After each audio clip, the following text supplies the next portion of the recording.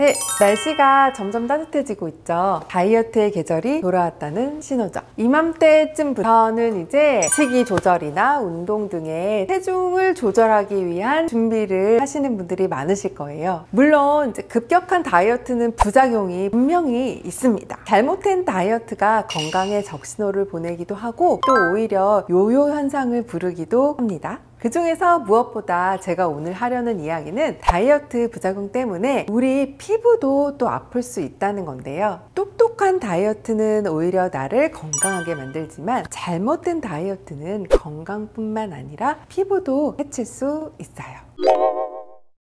우선 갑자기 살을 뺄 때 가장 먼저 느끼게 되는 피부 변화는 탄력 저하입니다. 급격하게 살을 빼면 피부 겉은 그대로이면서 그 아래에 지방량이 감소하게 되잖아요. 이건 반갑기도 하겠죠. 문제는 콜라겐과 수분도 같이 감소하기 때문에 피부가 쭈글쭈글해질 수 있어요. 특히 살을 갑자기 쪘을 때 튼살이 발생했다면 살이 갑자기 빠졌을 때는 기존에 있던 튼살이 더 깊이 패이고 주름이 생깁니다. 복부나 위팔 안쪽, 허벅지 안쪽에서 피부 탄력 저하가 잘 느껴집니다. 두 번째로는 의외로 엄청 스트레스 받는 부분인데 탈모입니다. 특히 굶어서 다이어트 하시는 분들에게 탈모 현상이 두드러지는데요. 굶는 다이어트로 단백질이나 비타민, 미네랄 등이 부족해지면 머리카락이나 손톱 같은 단단한 케라틴 형성이 잘 안 돼서 머리가 훅 빠지고 손톱도 잘 부러질 수 있습니다. 다이어트 후에 머리카락이 바로 빠지는 게 아니고 한두 달 뒤부터 빠지기 때문에 다이어트가 원인이라고 생각 못하지만 대부분 원인은 굶는 다이어트가 이유예요. 세 번째는 여드름인데요. 물론 여드름은 살이 찔 때도 생길 수 있어요. 여튼 여드름은 호르몬의 불균형과 연관이 있기 때문에 급격한 체중 저하가 면역력 저하와 같이 오면서 균 증식이 활발해질 수 있습니다. 그래서 생기는 것이 화농성 여드름입니다. 또 남성분들 다이어트와 함께 근육을 키울 때 먹는 아미노산이 여드름 발생의 원인이 되기도 하니까 참고해 주세요.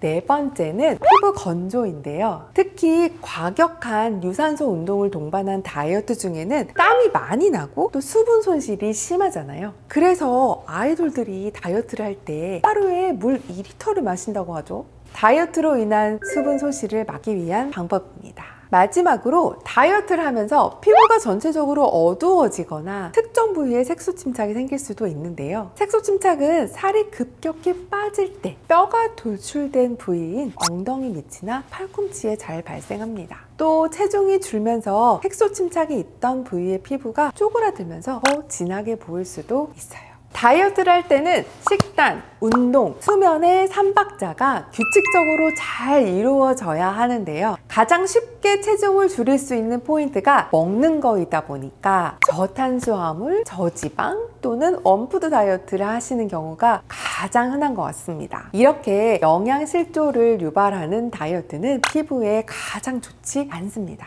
체중은 감소하지만 급격한 노화가 올 수도 있는데요. 이런 다이어트를 일주일 이상 하게 되면 심각한 영양 불균형이 발생하고 또 우리 몸에서 영양분을 가장 나중에 받아먹는 피부는 큰 영향을 받을 수밖에 없겠죠. 탄력에 중요한 역할을 하는 진피내의 콜라겐 탄력 섬유를 유지하려면 수분이 아주 중요한 역할을 합니다. 즉 다이어트 중에는 무조건 물을 많이 마셔줘야 합니다. 최근 인기 있는 다이어트 방법들 중에 덴마크 다이어트나 레몬 디톡스 다이어트, 커피 다이어트 이런 것들이 있죠. 이 다이어트를 하고 난 후에 최소 5년은 나이 들어 보이는 효과도 같이 볼 수 있으니까 정말로 주의하시고요. 이때도 주로 체근육이나 수분 감소로 체중이 감소되는 효과를 보는 것이기 때문에 심각한 탄력 저하의 원인이 될 수 있습니다.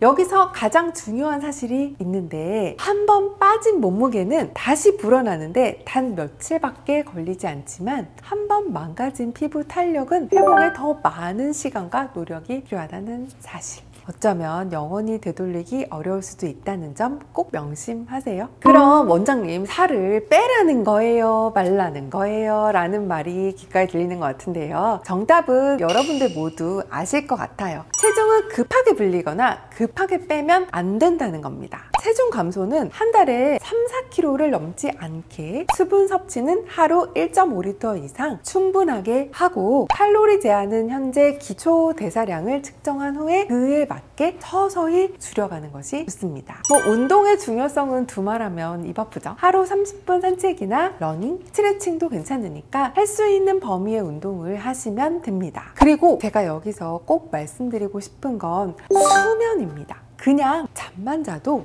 아침에 체중이 약간 감소해 있습니다. 보통 0.12kg 정도 감소해 있는데요. 아마도 자는 동안에도 에너지를 쓰기 때문이기도 하고, 또 자는 동안 뭘 먹지 않기 때문이기도 하겠죠. 충분히 자는 경우에는 식욕 억제 호르몬인 렙틴의 분비가 늘어난다는 연구 결과도 있습니다. 하루 최소 7-8시간 수면을 취하는 것 꼭 참고해 주세요. 잘 자고 일어난 얼굴이 더 뽀송하고 환한 거 당연히 아시죠? 피부에도 굉장히 중요합니다. 오늘은 다이어트가 피부에 미치는 안 좋은 영향들에 대해서 짚어보았는데요. 운동 마니아 김종국 씨가 이런 말을 했다고 해요. 다이어트를 한다고 생각하지 말고 오늘부터 새로운 삶을 산다고 생각해라. 대략 이런 말이었던 것 같은데요. 결과적으로 체중 관리를 위한 라이프 스타일, 식습관을 평생 유지하는 것이 좋다는 말이겠죠. 오늘 영상 참고하셔서 건강과 예쁜 체형 둘 다 잡으시길 바랍니다. 지금까지 예쁜 피부 만드는 김세희 원장이었습니다.